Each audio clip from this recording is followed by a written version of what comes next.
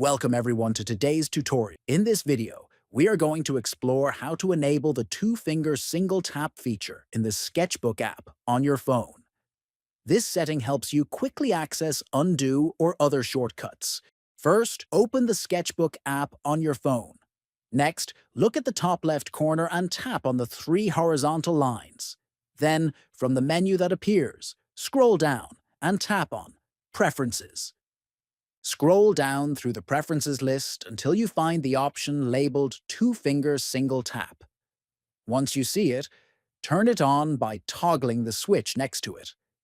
This will enable the feature so that whenever you tap with two fingers, it will perform the assigned action in Sketchbook.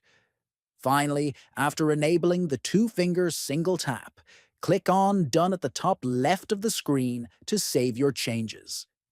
If you found this video helpful, please subscribe to the channel, give it a thumbs up, and share it with friends.